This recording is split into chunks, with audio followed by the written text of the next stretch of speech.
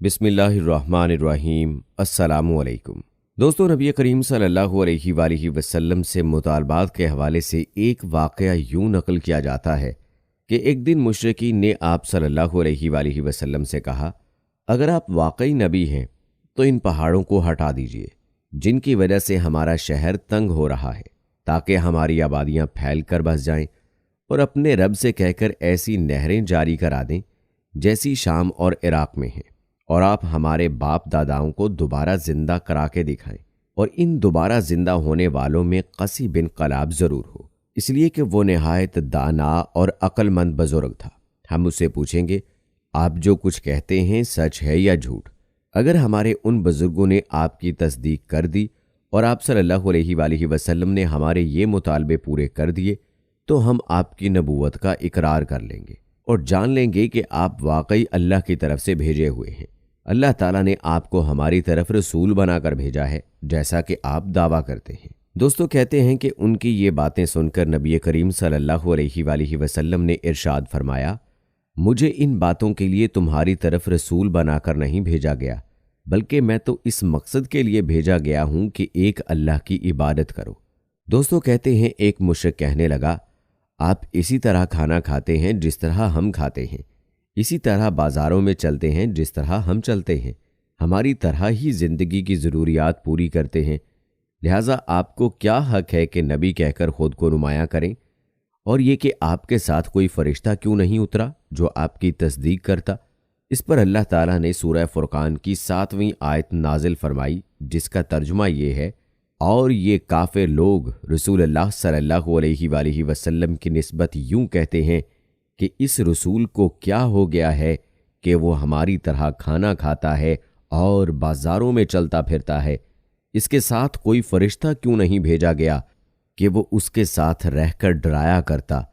उसके पास गैब से कोई ख़जाना आ पड़ता, या उसके पास कोई गैबी बाग होता जिससे ये खाया करता। और ईमान लाने वालों से ये जालिम लोग ये भी कहते हैं कि तुम तो एक बेअक़ल आदमी की राह पर चल रहे हो। और दोस्तों, इसके बाद जब मुशरिकीन ने यह कहा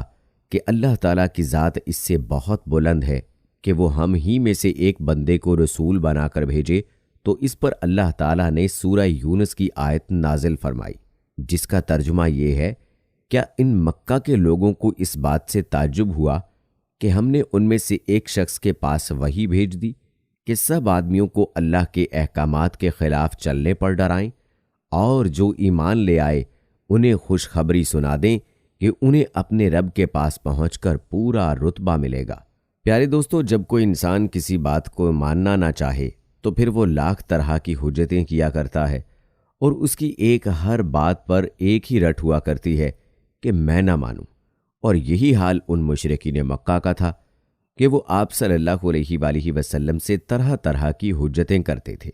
और अल्लाह ताला ने अपने महबूब, अपने हबीब सरवर कौनैन सल्लल्लाहु अलैहि वालिहि वसल्लम पर की जाने वाली हुज्जतों का जवाब कुरान पाक की सूरत में नाजिल फरमाया है। दोस्तों, कहते हैं कि इसके बाद उन लोगों ने आप सल्लल्लाहु अलैहि वालिहि वसल्लम से कहा,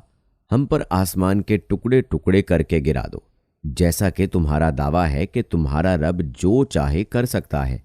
हमें मालूम हुआ है कि तुम जिस रहमान का जिक्र करते हो वो रहमान यमामा का एक शख्स है, वो तुम्हें ये बातें सिखाता है। हम लोग अल्लाह की कसम कभी रहमान पर ईमान नहीं लाएंगे। याद रहे कि यहाँ रहमान से उन लोगों की मुराद यमामा के एक यहूदी काहिन से थी। नाउज़ुबिल्लाह। मुशरिकीन गोया के नबी करीम सल्लल्लाहु अलैहि वालिहि वसल्लम और अल्लाह ताला का इस हद तक मजाक बनाने की कोशिश करते थे कि उन्होंने अल्लाह ताला के सिफाती नाम को एक शख्स के नाम से जोड़कर आप सल्लल्लाहु अलैहि वालिहि वसल्लम से हुज्जत की। और इस हुज्जत के जवाब में अल्लाह ताला ने सूरह राद की आयत नंबर 30 नाजिल फरमाई, जिसका तर्जुमा ये है, आप फरमा दीजिए कि वही मेरा मरबी और निगहबान है, उसके सिवा कोई इबादत के काबिल नहीं। मैंने उसी पर भरोसा कर लिया और उसी के पास मुझे जाना है। प्यारे दोस्तों, कहते हैं कि इस तरह की हुज्जतों के बायस आप सल्लल्लाहु अलैहि वालिहि वसल्लम पर रंज और गम की कैफियत तारी थी। आपकी ऐन ख्वाहिश थी कि वो लोग ईमान कबूल कर लें, लेकिन ऐसा ना हो सका, इसीलिए गमगीन थे। इसी हालत में आप वहां से उठ गए। یاد رہے کہ نبی کریم صلی اللہ علیہ وآلہ وسلم کو اللہ تعالیٰ نے رحمت للعالمین بنا کر مبعوث فرمایا تھا، اور آپ صلی اللہ علیہ وآلہ وسلم کے دل میں ہر وقت، ہر آن، ہر گھڑی یہی فکر رہتی تھی کہ کس طرح سے آپ کی امت کا ہر فرد ایمان لے آئے اور کلمہ حق پڑھ لے، تاکہ وہ جہنم کی آگ سے بچ کر جنت میں جانے والا بن جائے۔ اور روایات میں آتا ہے کہ آپ صلی اللہ علیہ وآلہ وسلم کے سینہ مبارک سے اپنی امت کے غم اور فکر کی وجہ سے ایسی آواز آتی تھی گویا ہانڈی کے ابلنے کی آواز ہو، اور یہ درد اور غم آپ صلی اللہ علیہ وآلہ وسلم کو چین سے بیٹھنے نہ دیتا۔ دن رات آپ صلی اللہ علیہ وآلہ وسلم کی یہی فکر ہوتی تھی اور یہی کوشش ہوتی تھی کہ کس طرح سے مشرکین کلمہ پڑھ کر اسلام میں داخل ہو جائیں۔ دوستو، یاد رہے کہ مشرکین کی حجتوں، مطالبت اور فرمائشوں کا یہ سلسلہ چلتا رہتا تھا، اور وہ مختلف اوقات میں آپ صلی اللہ علیہ وآلہ وسلم سے مختلف طرح کے مطالبات اور فرمائشیں کرتے رہتے تھے۔ کبھی وہ کہتے صفا پہاڑ کو سونے کا بنا کر دکھائیں، کبھی کہتے سیڑھی کے ذریعے آسمان پر چڑھ کر دکھائیں اور فرشتوں کے ساتھ واپس آئیں۔ ان کی تمام باتوں کے جواب میں اللہ تعالیٰ نے حضرت جبرائیل علیہ السلام کو آپ صلی اللہ علیہ وآلہ وسلم کی خدمت میں بھیجا۔ انہوں نے آ کر کہا، اے محمد صلی اللہ علیہ وآلہ وسلم، اللہ تعالیٰ آپ کو سلام فرماتے ہیں اور فرماتے ہیں کہ اگر آپ چاہیں تو صفا پہاڑ کو سونے کا بنا دیا جائے، اسی طرح ان کے جو مطالبات ہیں ان کو بھی پورا کر دیا جائے، لیکن اس کے بعد بھی اگر یہ لوگ ایمان نہ لائے تو پھر سابقہ قوموں کی طرح ان پر ہولناک عذاب نازل ہوگا، ایسا عذاب کہ آج تک کسی قوم پر نازل نہیں ہوا ہوگا، اور اگر آپ ایسا نہیں چاہتے تو میں ان پر رحمت اور توبہ کا دروازہ کھلا رکھوں گا۔ یہ سن کر آپ صلی اللہ علیہ وآلہ وسلم نے عرض کیا، باری تعالیٰ آپ اپنی رحمت اور توبہ کا دروازہ کھلا رکھیں۔ دراصل دوستو، آپ صلی اللہ علیہ وآلہ وسلم جانتے تھے کہ قریش کے یہ مطالبات جہالت کی بنیاد پر ہیں، کیونکہ یہ لوگ رسولوں کو بھیجنے کی حکمت کو نہیں جانتے تھے۔ رسولوں کا بھیجا جانا تو دراصل مخلوق کا امتحان ہوتا ہے، تاکہ وہ رسولوں کی تصدیق کریں اور رب تعالیٰ کی عبادت کریں۔ اگر اللہ تعالیٰ درمیان سے سارے پردے ہٹا دے اور سب لوگ آنکھوں سے سب کچھ دیکھ لیں تو پھر انبیاء اور رسولوں کو بھیجنے کی ضرورت ہی باقی نہیں رہتی، اور غیب پر ایمان لانے کا کوئی معنی ہی نہیں رہتا۔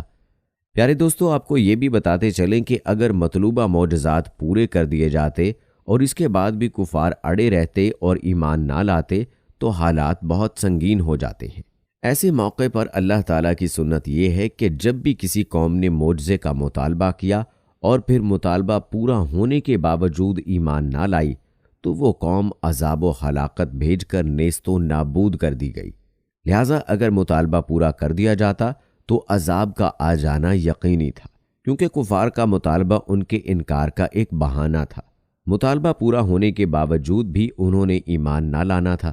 اس لیے ان کا مطالبہ پورا نہیں کیا گیا، کیونکہ اللہ تعالیٰ کا ارادہ نبی صلی اللہ علیہ وآلہ وسلم کی امت کو محفوظ رکھنا تھا۔ اور دوستو، یاد رہے کہ مشرکین مکہ یہ مطالبات اور فرمائشیں بھی گزشتہ قوموں کے ان لوگوں کے مطالبات سے مشابہت رکھتے تھے جو اپنے وقت کے نبی کو پریشان کرنے کے لیے اور آزمائش میں ڈالنے کے لیے ایسے مطالبات کرتے تھے، حالانکہ ان کا نبی کو ماننے اور اس پر ایمان لانے کا کوئی ارادہ نہ ہوتا تھا۔ جیسا کہ حضرت صالح علیہ السلام کی قوم نے مطالبہ کیا تھا کہ پہاڑی سے گابھن اونٹنی نکل آئے تو ہم آپ پر اور اللہ پر ایمان لے آئیں گے، لیکن اللہ تعالیٰ کے معجزے کو دیکھنے کے بعد بھی وہ لوگ نہ تو اللہ پر ایمان لائے اور نہ ہی اللہ کے نبی پر، بلکہ انہوں نے اس اونٹنی کو قتل کیا اور پھر اللہ کے عذاب کے مستحق ہوئے۔ تو دوستو، یاد رہے کہ مشرکین مکہ کے جن مطالبات اور ان کی جن فرمائشوں کا ہم ذکر کر رہے ہیں، یہ بھی بالکل انہی لوگوں کی فرمائشوں کی طرح ہیں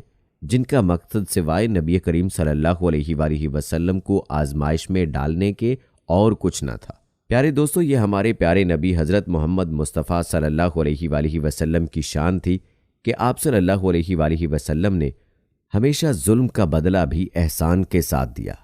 آپ صلی اللہ علیہ وآلہ وسلم مشرکین کے ظلم و ستم بھی سہتے رہے اور ان کی ہر طرح کی باتوں کو بھی برداشت کرتے رہے، لیکن بہت کم مواقع ایسے ہیں کہ جب مشرکین کی جانب سے حد سے تجاوز ہوا تو نبی صلی اللہ علیہ وآلہ وسلم نے بد دعا فرمائی،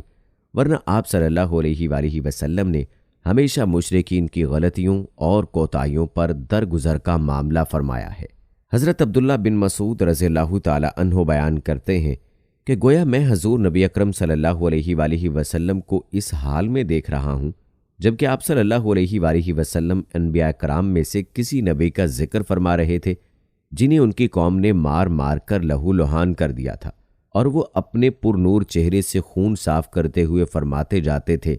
اللہ میری قوم کو بخش دے کیونکہ یہ لوگ مجھے نہیں پہچانتے۔ دوستو، قربان جائیں نبی کریم صلی اللہ علیہ وآلہ وسلم کی شفقت پر، ایسا شفیق نبی کہ جس نے پتھر کا جواب پھولوں سے دیا اور ہمیشہ اپنی امت کے لیے دعائیں ہی فرماتے رہے اور اپنی امت کے لیے کبھی بد دعا نہ فرمائی۔ مشرکین اپنی نادانی کی وجہ سے آپ صلی اللہ علیہ وآلہ وسلم کو پریشان کرنے اور آپ صلی اللہ علیہ وآلہ وسلم کو آزمائش میں ڈالنے کے لیے آپ صلی اللہ علیہ وآلہ وسلم سے الٹے پلٹے سوالات کرتے،